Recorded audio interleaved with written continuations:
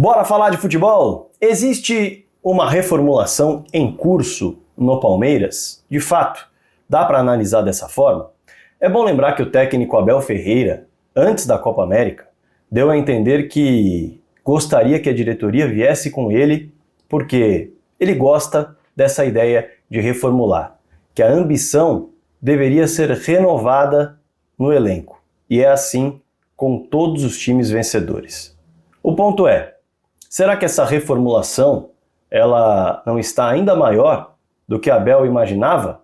Isso até por conta de certas lesões e também quedas de rendimento? Bom, a gente vai falar sobre tudo isso, trazer algumas comparações de equipes, inclusive, escaladas por Abel Ferreira nesse mesmo ano em momentos decisivos e os últimos dois times colocados em campo nas últimas duas rodadas de Campeonato Brasileiro. Afinal, será que temos a prova de que uma reformulação está mesmo em curso, fazendo esse tipo de comparação e olhando caso a caso? Bora mergulhar nisso? Bora! Mas antes, é claro, eu vou me apresentar para a galera que está chegando agora no canal do Fragoso. Prazer! Meu nome é Rodrigo Fragoso, eu sou setorista do Palmeiras na TNT Sports e produzo análises em vídeo sobre o clube nas minhas redes sociais. Essa, claro, é uma delas. Me dá uma moral que eu quero chegar em 100 mil inscritos logo. Se inscreve no canal, clica em inscrever-se, muito importante, tá? Quero bater 100 mil logo. Todo dia às 7 da manhã tem vídeo novo. Então, já clica aqui do lado também no sininho. Esse sininho aqui ativa as notificações no seu celular e você nem vai precisar procurar. Todo dia vai pintar aí no seu celular a notificação do vídeo novo. Aliás, para mostrar que o vídeo é bom, é muito importante o YouTube saber, clica aqui no like, no joinha, muito importante para me ajudar no trabalho. Assim como no botão do hype também. E é evidente que eu espero um comentário seu sobre o vídeo aqui embaixo. Debata com a galera também, que me deixa nos comentários muita coisa legal. Combinado? Bora mergulhar no tema do vídeo? Olha só. O técnico Abel Ferreira, ele projetava um Piquerez fora, um Richard Rios fora, um Gustavo Gomes fora, e isso, teoricamente, seria a reformulação, o encaixe dessas peças. Porém, contratações foram feitas, até algumas que surpreenderam o treinador, como é o caso de Felipe Anderson, ele mesmo admitiu, e com isso, o time ganhou algumas modificações também. Vamos mergulhar um pouquinho no detalhe também das lesões, porque em termos de zagueiros, por exemplo, fatalmente não estava nos planos projetar uma mudança no setor. Mas lesões forçaram essa mudança. Em relação a volantes, a mesma coisa. Zé Rafael, por exemplo, não estava nos planos da reformulação e aparentemente tem perdido espaço. Também por questões médicas, como eu disse. Alguns outros casos envolveram convocações? Claro que sim. E aí vale a curiosidade do embalo do time nesses dois jogos, com reforços e alguns figurões no banco, que seria o resultado de um processo que eu venho falando aqui no canal, do técnico Abel Ferreira reencontrar o time desde aquele momento da lesão do Estevão, para voltar a funcionar, ser criativo, assim como ele fez em 2023, quando perdeu o Dudu. A sensação é de que esse processo está chegando ao fim nessa temporada e ele encontrou o time depois da oscilação, que acabou custando caro com a eliminação na Copa Libertadores da América e também na Copa do Brasil. Veja só, estou olhando aqui para minha tela, contra o Cuiabá, Marcos Rocha, Rony e Rafael Veiga no banco de reservas. Zé Rafael, Menino, Piquerez e Dudu desfalques, Gomes suspenso. Contra o Atlético, o número de figurões cresce no banco. Dudu, Zé Rafael, Rony e Rafael Veiga. Estamos falando de 4 atletas que são pilares das conquistas dos últimos anos, aparecendo no banco. E aí, pegando a final do Paulistão como referência, em 6 meses, o Palmeiras teve muitas mudanças, se a reta final for mesmo com essa escalação projetada nos últimos 2 confrontos, ainda com uma dúvida aqui ou acolá. Veja só, o time titular do Palmeiras contra o Santos na final do Campeonato Paulista, eu vou ler para você aqui, foi o Everton no gol, Gomes, Murilo e Piquerez. Veja só, o Piquerez fazendo praticamente um terceiro zagueiro. Mike, Zé Rafael, Aníbal e Lázaro, Rafael Veiga, Endrick e Flaco. O time titular contra o Atlético tinha o Everton no gol, ok, repete a escalação, Marcos Rocha, seria o Mike não fosse a sequência de lesões, então o Rocha não seria exatamente uma reformulação. Gomes, Murilo e Caio Paulista. Primeiro ponto aí que pode aparecer na reformulação. Aníbal Moreno, Estevão, jogador que foi ganhar espaço depois do Campeonato Paulista. Mais um ponto da reformulação. Richard Rios. Veja só como ele não aparece no time da final e aparece agora. E aparece com muita frequência. Maurício, Felipe Anderson, reforços. Ou seja, pelo menos 5 peças, metade do time de linha, reformulado. Se de fato essa for a reta final. E aí a gente tem que mergulhar caso a caso, que é o que eu acho legal a gente fazer aqui para projetar, para pensar e para você comentar também aí. Na zaga, o Vitor Reis costuma atuar.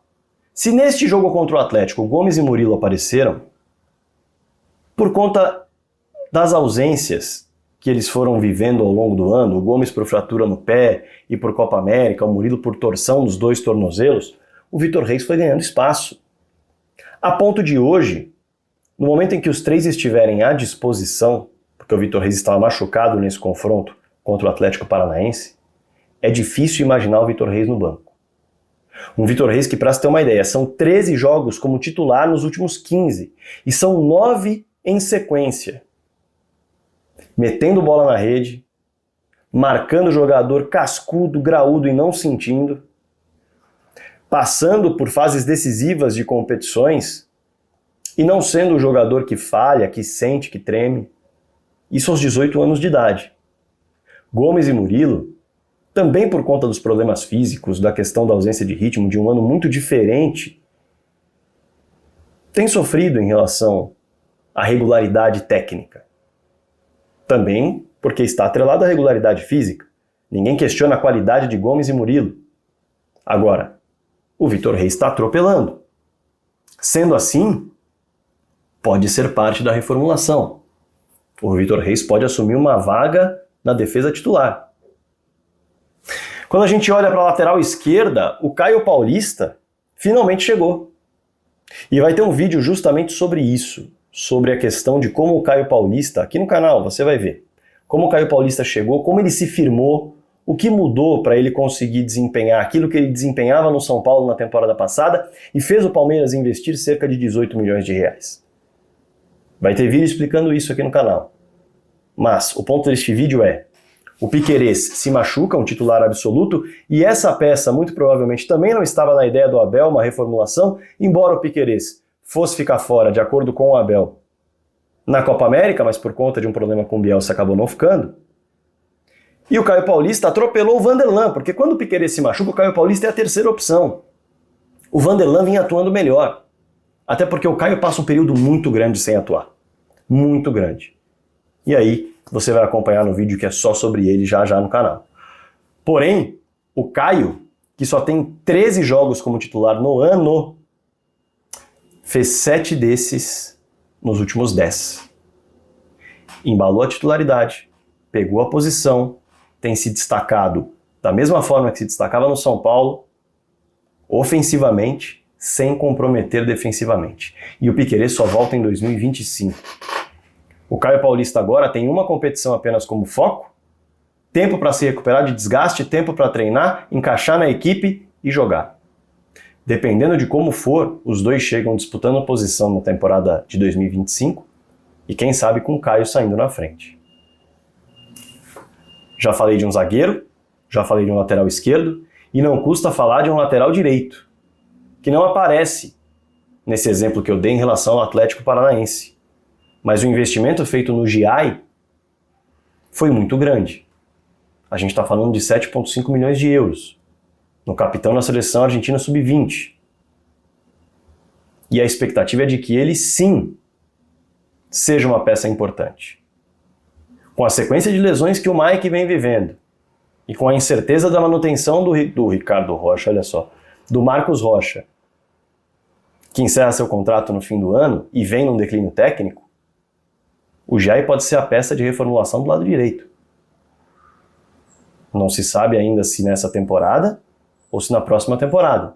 Mas pela sequência de lesões que tem sentido o Mike e pelo declínio técnico do Rocha, o Jair pode aparecer sim, fazendo o que o Caio Paulista fez, por exemplo, com o Vanderlan.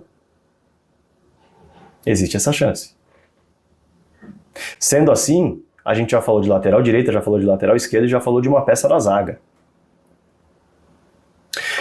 Quando a gente olha para o meio campo, o Zé Rafael, em comparação ao ano passado, chama bastante atenção. O Zé Rafael ele fica no banco contra o Atlético Paranaense e o Rios passa a funcionar como um volante meia. Assim como o Zé também funcionou como um volante meia quando necessário foi. Na temporada passada, para você ter uma ideia, o Zé Rafael joga 60 partidas, 59 como titular. 59 como titular e um dos destaques do time na reta final da temporada. Fazendo gol, dando assistência, roubando bola. Sem dúvida. Já nesse ano, foi um ano muito complicado. Um ano difícil em relação a lesões. E que naturalmente mexem com o rendimento e performance do atleta. Falei sobre isso envolvendo Gomes e Murilo e repito envolvendo o Zé Rafael. Apesar de ter sido titular em grande parte dos jogos que participou, veja só a diferença nos números. Zé Rafael tem 32 partidas nesse ano, 28 como titular. São mais 14 até o fim da temporada.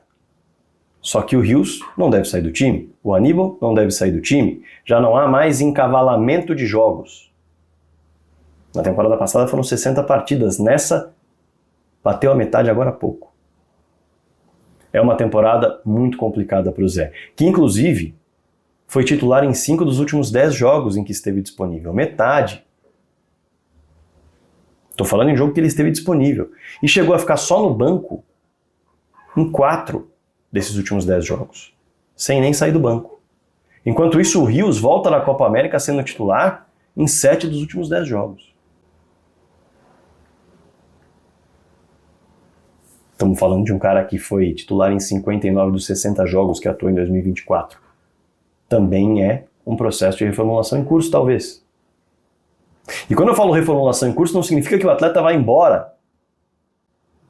Mas pode significar que ele vai deixar a vaga no time titular que era imaginada e era natural. Mas a reformulação às vezes faz isso. Coloca peças naturais no banco, torna natural que ele esteja no banco, seja uma peça a entrar durante o jogo, e se recuperar justamente toda a capacidade que tem, seja ele o atleta que for, só gera uma competitividade ainda mais saudável e mais forte no elenco. Outra peça de reformulação, e essa é uma peça que na minha concepção ela fracassa, é o Lázaro. O Lázaro nunca se firmou. O Lázaro foi utilizado pelo técnico Abel Ferreira. O maior número de partidas seguidas até aqui foi de 3 jogos. Em momento algum ele se firmou. 3 gols em 32 partidas disputadas, 18 delas como titular, teve bastante oportunidade e ele seria parte da reformulação porque o Palmeiras pagou pelo seu empréstimo. Mas o ano não entrega aquilo que se esperava do Lázaro para que o pagamento de uma contratação em definitivo seja efetuado ao final da temporada.